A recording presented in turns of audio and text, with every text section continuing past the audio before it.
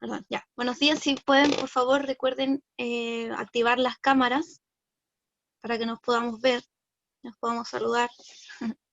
Ya. Eh, los que puedan, por favor, activen la cámara, ¿ya? Bueno, vamos a iniciar nuestra clase de hoy.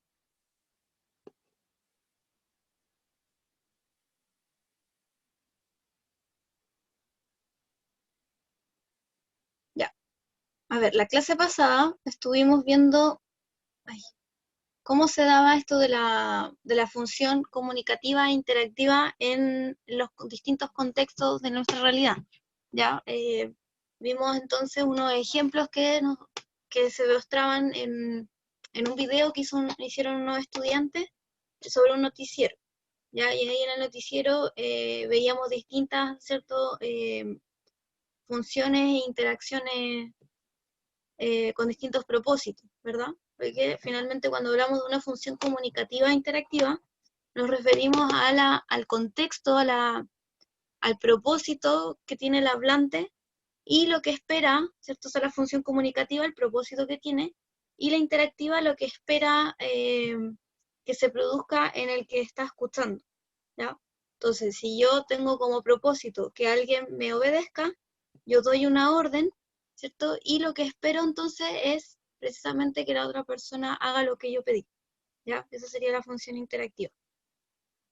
Pero hoy día vamos a hablar de eso mismo, ¿cierto? De la función comunicativa e interactiva, pero en la argumentación, ¿ya? Que eso es como lo que no, finalmente el foco principal del curso, ¿ya? Por eso hemos estado viendo las descripciones, las palabras ambiguas, ¿ya? Porque todos estos contenidos que hemos visto nos sirven para poder argumentar de manera correcta, ¿ya? Eh, Luego, más adelante, vamos a empezar a ver incluso algunos argumentos que son incorrectos, ¿ya? Eso es como lo que vamos a ver un poco más adelante. Entonces, con esta clase ya empezamos a meternos directamente en lo que más nos interesa, que es la argumentación. Ya todos los contenidos anteriores, como les decía, sirven para que uno pueda argumentar de manera eficiente. ¿Ya? Por ejemplo, siempre teniendo en consideración eh, que mis descripciones, ¿cierto? Al argumentar algo y al describir algo, yo tengo que enfocarlas al público que me esté escuchando, al público al cual yo me dirijo. ¿Ya? No es lo mismo que yo le describa algo de una manera poética, o que la describa de una manera narrativa, o que la describa para un grupo de científicos, o para un grupo de estudiantes de cuarto básico o de primero medio, ¿cierto? Tienen que ir variando mi lenguaje, las palabras que uso, ¿ya? Eh, bueno, entonces también veíamos anteriormente, ¿cierto?, el tema de la vaguedad y de la ambigüedad. Cuando yo estoy argumentando, tengo que tratar de evitar las palabras vagas, o sea, las palabras que no tienen, por decirlo así, un objeto, ¿cierto?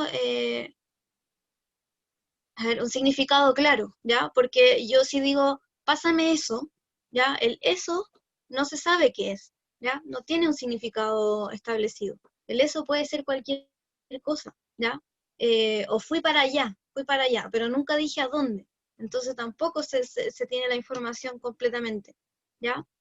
En algún país también, ¿ya? Es como vago también. No dije en qué país era, ¿ya? Y las palabras ambiguas en la argumentación también hay que evitarlas porque si no generan malentendidos, que son estas palabras que pueden significar más de una cosa. ¿Ah? Por ejemplo, carta. Es una carta de naipe, una carta de correo, así cuando te escribo una carta, o una carta de un menú, ¿ya? Y esas palabras, obviamente hay que entenderlas dentro del contexto de la oración y de lo que se está argumentando, porque si no, genera malentendidos, ¿ya? Bueno, entonces también cuando estamos argumentando tenemos que tener claro, volviendo al tema de hoy, ¿cierto? Nuestra función comunicativa e interactiva, ¿ya? Pero antes de plantearnos, ¿cierto?, cuáles realmente estos tipos de funciones en la argumentación, tenemos que recordar algo que también habíamos visto así como pinceladamente, ¿cierto? Sutilmente vimos que hay una diferencia al argumentar de manera, la argumentación que se da en el plano formal y en el plano informal, ¿ya? Entonces hoy día lo vamos a explicar un poco más, de manera más exacta, ¿ya? Bueno, cuando hablamos de argumentar en el plano formal, no quiere decir que nosotros vamos a argumentar con camisa, con corbata, ¿ya? Y no quiere decir eso, ¿ya? Sino que se refiere más bien a la argumentación que se hace estudiando solamente la estructura, la forma de la argumentación, ¿ya? Los argumentos, recuerden que siempre tienen premisas y conclusiones, ¿no? Eso igual lo vamos a repasar, pero siempre están formadas por las premisas, que son en el fondo como las razones, ¿ya? Y la conclusión, que es finalmente lo que se está planteando, ¿cierto? Lo que se está defendiendo. Entonces, desde el punto de vista desde el punto de vista de la argumentación formal, ya que está estudiada por la lógica, lo que se va a preocupar para ver si el argumento es válido o no, es si esta estructura de las premisas y la conclusión se respeta de manera tal que yo con mis premisas se pueda efectivamente, a ver, no, lo dije al revés, que mi conclusión se siga de estas premisas. ¿Ya? ¿Qué quiere decir se siga? Quiere decir que realmente las premisas, esté ahí la información como para que yo después pueda afirmar lo que sale en la conclusión. ¿Ya? Si yo en la conclusión digo algo que no se dijo previamente en las premisas, entonces yo no puedo llegar a esa conclusión. Estoy poniendo ahí elementos ajenos, ¿cierto?, a lo que yo tenía en mis premisas. ¿Ya?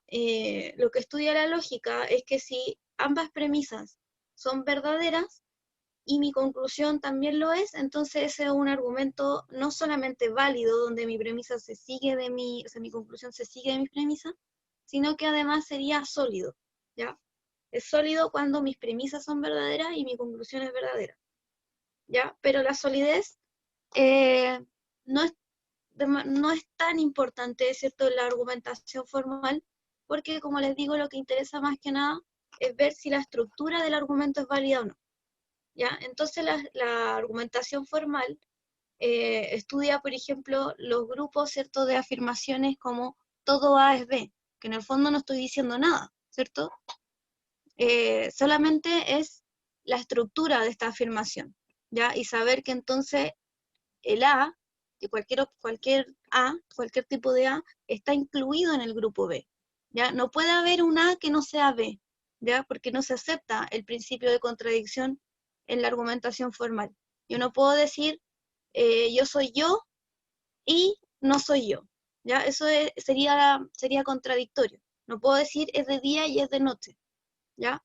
Porque no permite, ¿cierto?, decir A y no A, ¿ya? Se excluyen la negación de algo y la verdad de algo, ¿ya? Entonces, bueno, estudia, ¿cierto?, los conjuntos, ¿ya? Y estas palabras que van acompañando las afirmaciones, como por ejemplo el no, ¿ya?, que es la negación.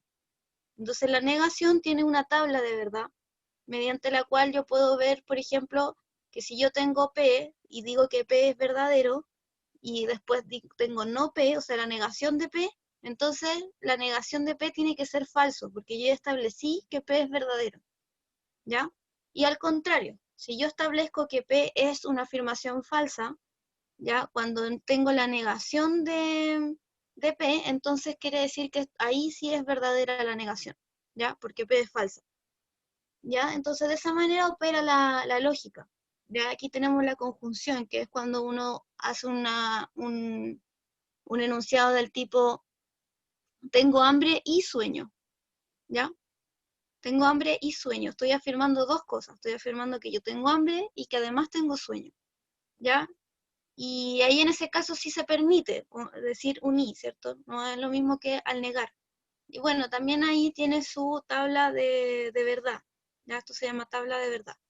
¿Qué pasa cuando ambos enunciados son verdaderos? Cuando efectivamente es verdad que tengo hambre y es verdad que tengo sueño, entonces al decir tengo hambre y sueño, eso se cumple y es verdadero, ¿ya? Pero en cambio, si en realidad tengo hambre pero no tengo sueño, entonces no es cierto que tengo hambre y tengo sueño, ¿ya? Bueno, después la disyunción es la O, cuando yo digo tengo hambre o tengo sueño, ¿ya? Y ahí, por supuesto, también eso tiene su tabla de verdad, ¿ya? Y la última es el condicional, cuando yo digo, eh, por ejemplo, si llueve, me mojo, ¿ya? Este como sí es una implicación, o sea, si se cumple esto, entonces va a pasar tal cosa, ¿ya? Y también ahí vemos que existe una tabla de verdad, ¿ya? ¿Qué pasa cuando un enunciado es cierto, cuando la conclusión es falsa y así, ¿ya? Es un juego ahí como de orden, ¿ya? Entonces, finalmente, da lo mismo lo que yo afirme aquí, lo que es a lo que se refiere a lo enunciado, porque lo importante son entonces la estructura, ¿ya? El cómo está usado, por ejemplo, el condicional, la disyunción, la conjunción, la negación, ¿ya? En cambio, la argumentación informal, ¿cierto? Que es la que más nos importa en este año, ¿cierto? Es la argumentación que se puede dar en el plano cotidiano, ¿ya? Que nosotros, por ejemplo, cuando discutimos con nuestra familia o con un amigo, ¿cierto? Cualquier tipo de discusión, estamos operando bajo la argumentación informal, ¿ya? También en un debate establecido con reglas, con pautas, ¿cierto? Con un mediador que regula, ¿cierto? Quién habla y quién no, se respetan turnos, ¿ya? Por ejemplo, en un debate presidencial, también ahí estamos hablando de la argumentación informal, ¿ya? No porque sea un acto informal en el sentido de que vas a ir con chorichala, sino de que no está estudiando la forma de los argumentos, ¿ya? Sino el contenido. Entonces, lo que importa en la argumentación informal para decir si un argumento es válido o no, es el contenido de ese argumento. Entonces, ahora sí importa realmente qué es lo que dice el enunciado. Ya no me preocupa la forma del enunciado, sino que lo que dice sea efectivamente cierto, ¿ya? También la argumentación informal se da, por ejemplo, en la publicidad, ¿ya? Cuando la publicidad nos dice, eh, no sé, la marca más reconocida por los odontólogos, ¿cierto? Nos están dando un argumento para que nosotros compremos la pasta de dientes, ¿ya? Nos están tratando de convencer, entonces se da la argumentación. Y también se da, por supuesto, en los juicios, ¿ya? Cuando alguien se va a juicio y hay que ver si es culpable o no, ahí también, por supuesto, se da la argumentación, ¿ya? Entonces, volviendo en resumen, la argumentación formal, ¿cierto? Depende de la validez de la estructura de los argumentos, o sea, en cambio, en la argumentación informal, esa validez depende del contenido de los argumentos, ¿ya? Por otro lado, ¿cierto? El contexto de la argumentación formal se da en la lógica, ¿ya? Que en el fondo en el estudio de los argumentos, y el contexto de la argumentación informal es el contexto cotidiano, ¿ya? La vida, el día a día. Tenemos un poquito. Ya, ¿alguna duda con respecto a esto o quedó claro?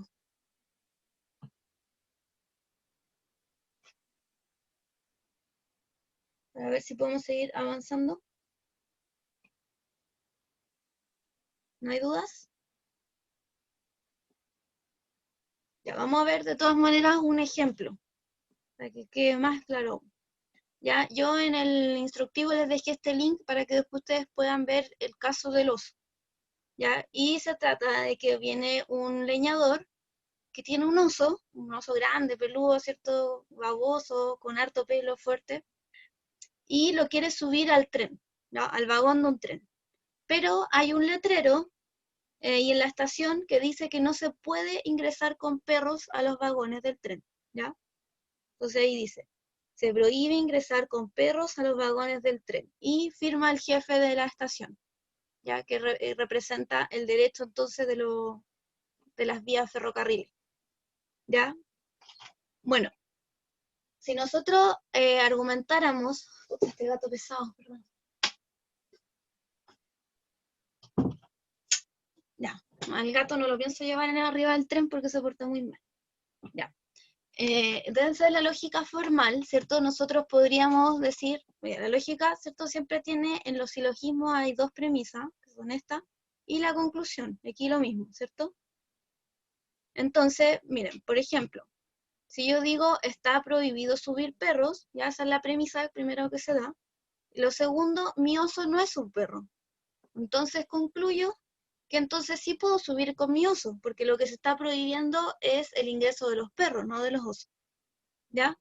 Y este argumento sería válido desde la lógica formal, ¿ya? Pero ahora veamos lo que pasa cuando lo vemos desde la lógica informal, ¿ya? Que por ejemplo puede ser la lógica jurídica, ¿cierto? Que está dentro del plano de la lógica informal, ¿ya? El argumento es, ¿cierto? En base al contexto, en base al contenido de los argumentos, nos podrían decir, ¿cierto? Ocupar el argumento a fortiori, ¿ya? Que es el de la mayor razón. Entonces nos dirían, miren, si no puede entrar un perro, ¿cierto? Que es un animal pequeño, con pelo, pero mucho menos pelo que un oso, ¿cierto? Que ocupa menos espacio, con mayor razón no podemos dejar entrar un oso, ¿ya? El perro obviamente nos va a complicar el vagón, va a hacer ruido, va a tirar pelo, va a babosear, va a molestar a los pasajeros, y con mayor razón va a molestar a los pasajeros un oso,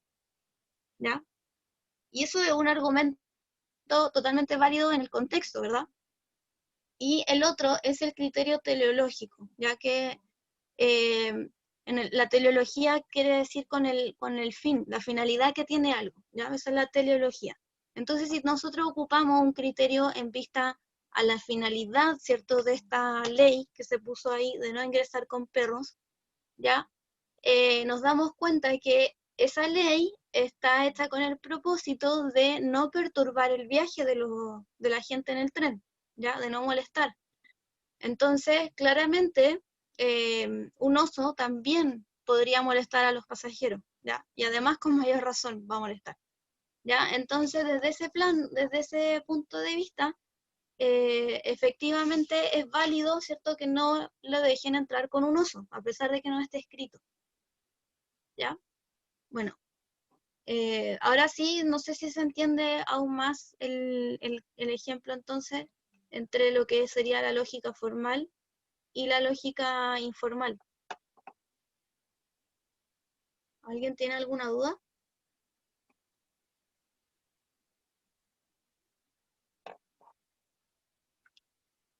¿No?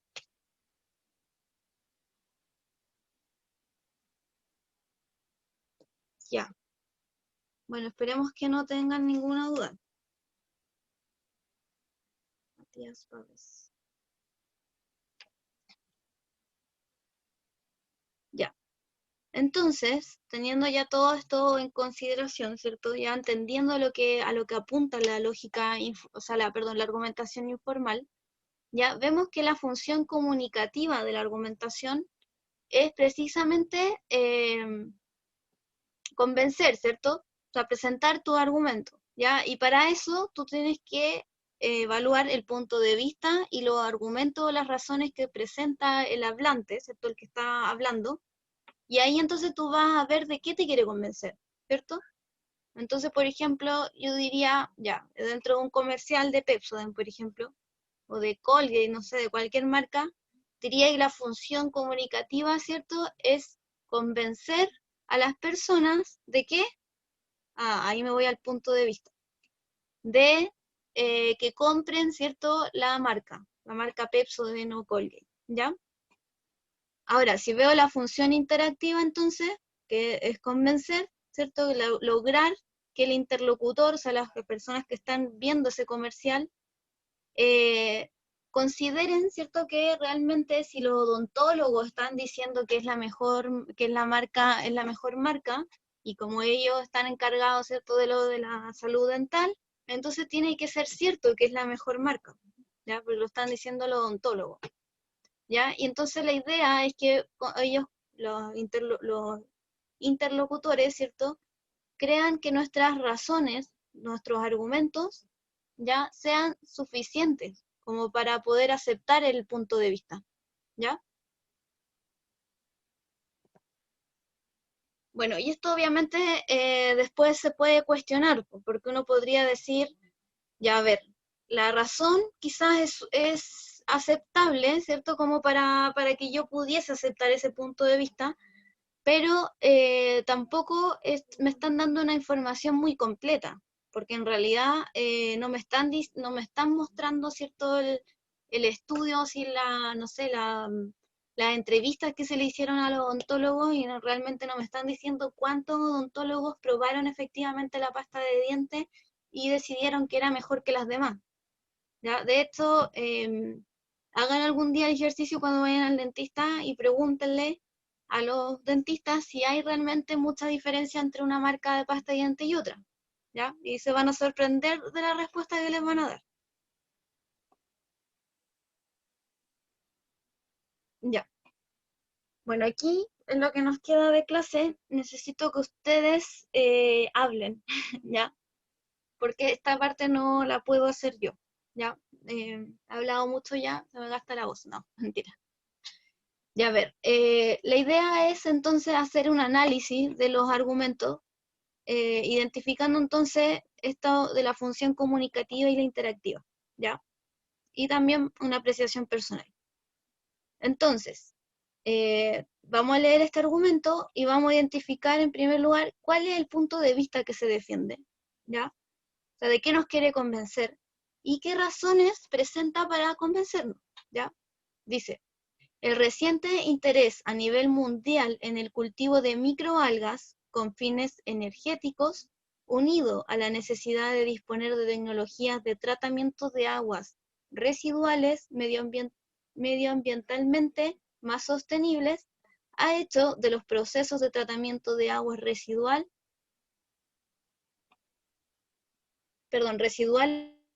mediante microalgas una alternativa prometedora desde el punto de vista económico y ambiental frente a sus homólogos aerobios y anaerobios. Ya, a ver, ¿quién me puede comentar cuál es el punto de vista que se defiende aquí? ¿Qué nos están proponiendo?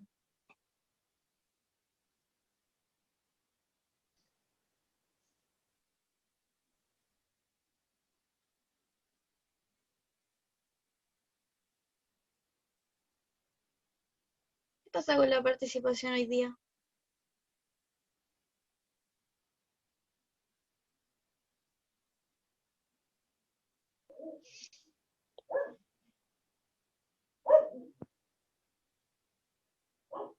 A Sobre el ver, tratamiento de aguas residuales.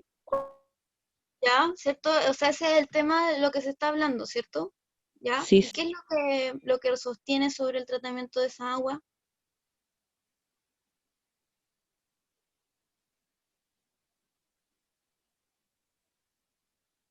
Ya, pero tiene razón, ¿cierto? Va por ahí. El tema, ¿cierto? Es cómo nosotros hacemos el tratamiento de las aguas residuales, ¿ya? Pero no, lo que nos está planteando es que el mejor de los tratamientos que podemos hacer con las aguas residuales es el que se hace mediante las microalgas, ¿ya? O sea, ¿cuál es el mejor método para tratar las aguas residuales? Bueno, el que utiliza, ¿cierto? Las microalgas. ¿Ya? ¿Y por qué razones? ¿Cierto? Ese es el punto de vista. El punto de vista es que el uso de la microalga es el mejor método para tratar las aguas residuales. ¿Por qué? Bueno, porque para empezar es prometedor desde el punto de vista económico y ambiental, ¿cierto? Frente a los otros tratamientos, ¿ya? Y esto tiene su respaldo, ¿cierto? Porque, por ejemplo, eh, ya nos dice que es más sostenible, ya que entonces, como es más sostenible, es mejor desde el punto de vista económico y ambiental, si se lo compara con los otros tipos de tratamiento, ¿ya? Con el tratamiento, por ejemplo, aerobios y anaerobios. Ahí no somos expertos en el tema, ¿cierto? Como para entrar en la discusión, pero se entiende lo que nos está planteando, el texto, ¿ya? Ahí ya después podríamos entrar a investigar si realmente, efectivamente, es mejor que estos dos tipos de tratamiento, ¿ya? Pero aquí lo que nos plantea es que es mejor. Sale más económico, ¿ya? Y ambientalmente causa, al parecer, menos daño o al menos el agua queda más limpia, ¿ya?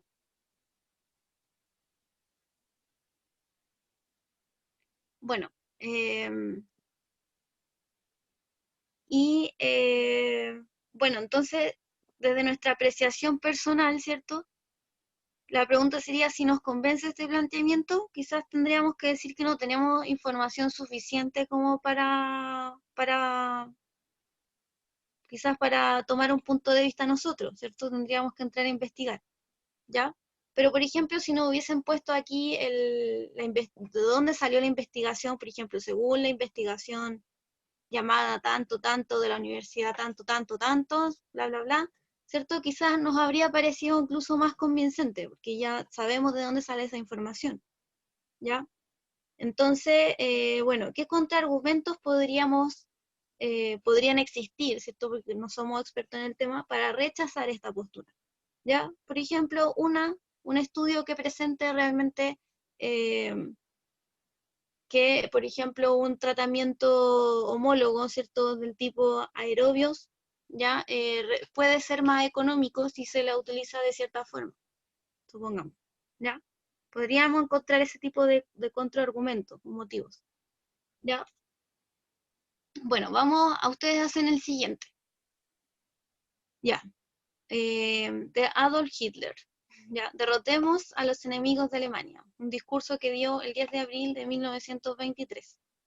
Dice: mis queridos compatriotas, hombres y mujeres alemanes, en la Biblia está escrito: lo que no es ni caliente ni frío, no lo quiero escupir de mi boca.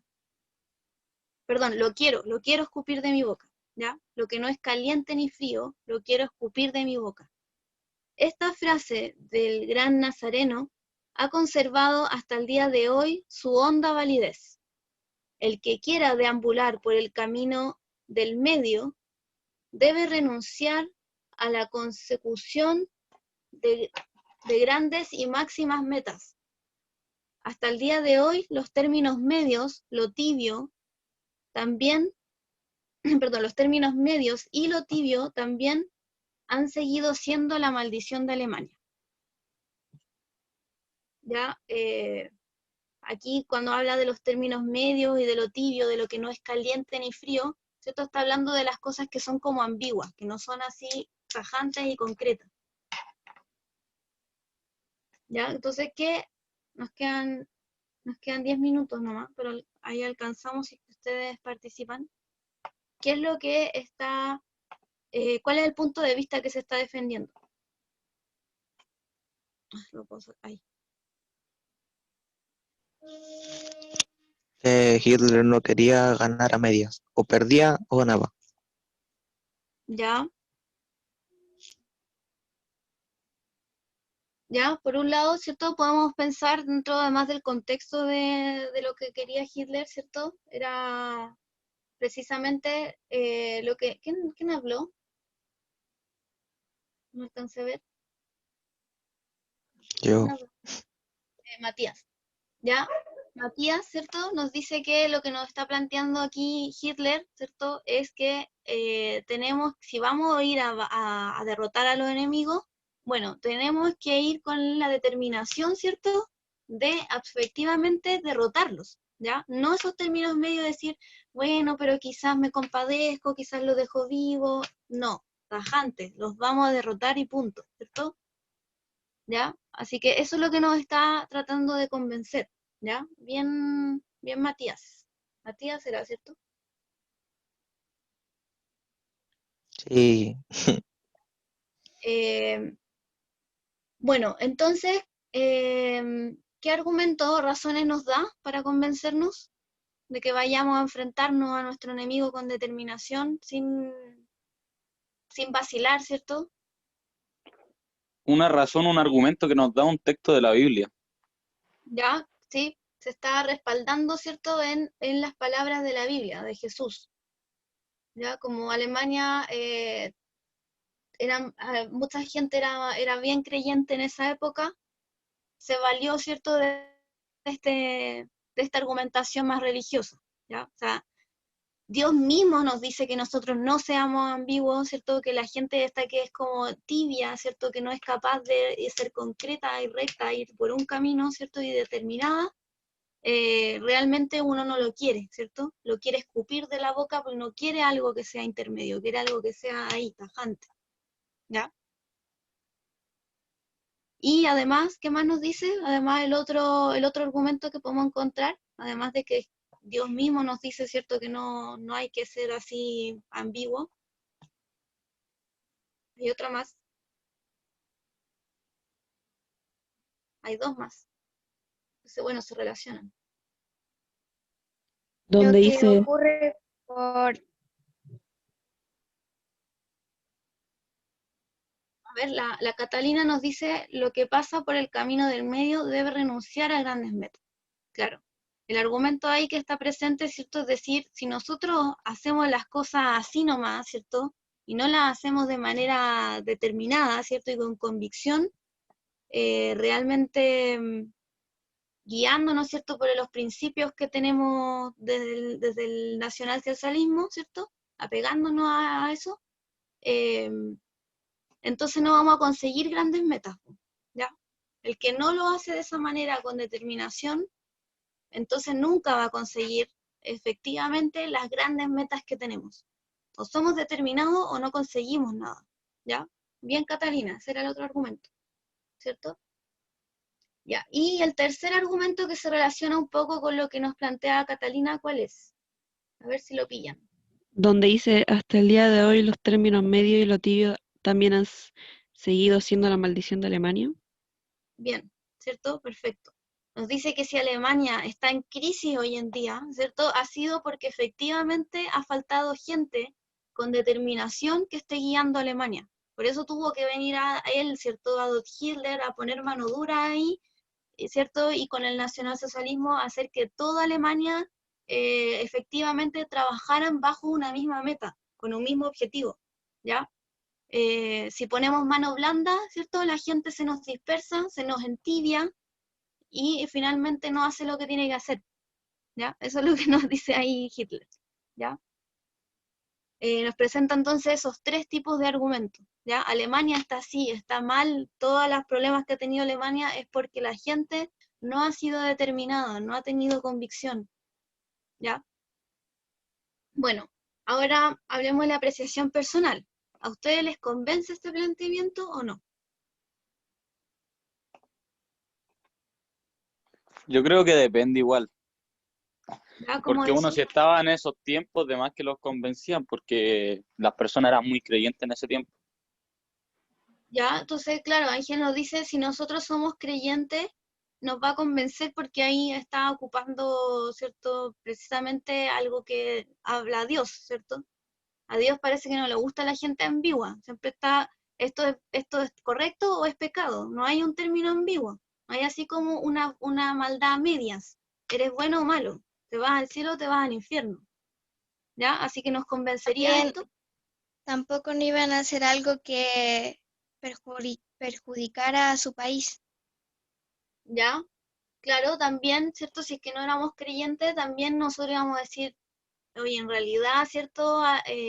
Alemania ha tomado malas decisiones porque no se ha puesto firme, ¿ya? No queremos que Alemania siga sufriendo. Tenemos que hacer algo realmente y con determinación, ¿cierto? Sí, también nos podría haber convencido por ahí, ¿verdad? ¿Ya? ¿Alguien más?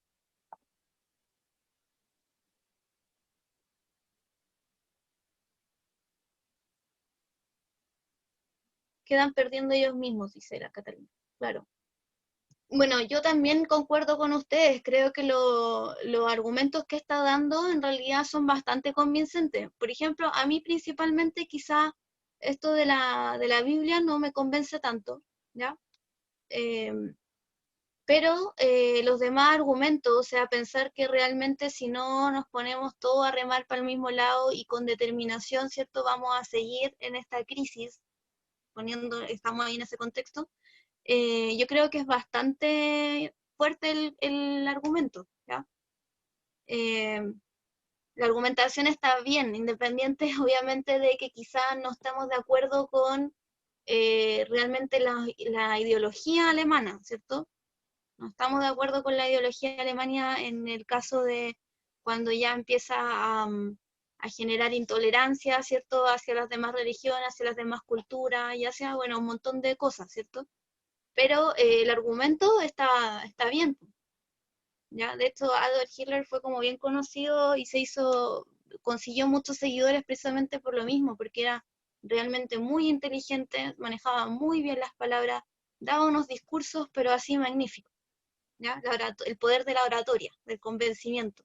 Era realmente un buen argumentador, ¿ya? Bueno, y de no estar de acuerdo, qué razones le podríamos haber dado, ¿cierto?, aquí si nos dicen esto, como para rechazar esta postura? ¿Se le ocurre?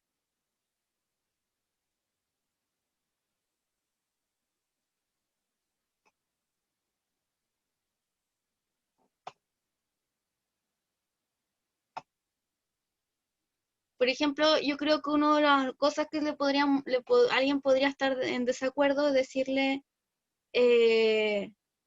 bueno, el problema es cómo,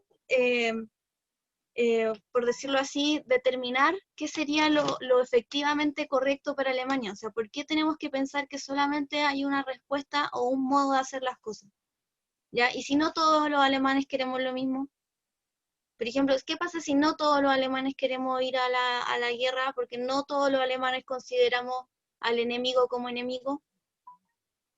¿Por qué tenemos que unirnos a ustedes y remar para el mismo lado si no estamos precisamente con el mismo objetivo? Y eso no nos hace ser ambiguos, nos hace simplemente tener un punto de vista radicalmente distinto a ustedes. Y yo estoy determinado, ¿cierto?, en defender a lo que ustedes consideran enemigo. ¿Cierto? Eso podría ser un contraargumento. A ver, aquí la Catalina puso, cada uno puede tomar diferente postura, me imagino. Ah, no, lo de la Biblia. La Biblia tiene distintos significados para todas las personas. Cada uno lo puede tomar diferente. ¿Cómo sabe que no alcanzaremos nuestras metas de esa manera? Claro, la Catalina aquí nos está presentando dos contraargumentos. El primero, que va como un contraargumento a la Biblia, ¿cierto? Está diciendo que esta es una interpretación que Hitler está haciendo de la Biblia, ¿cierto? Sacada incluso de contexto. Puede que Jesús cuando dijo esta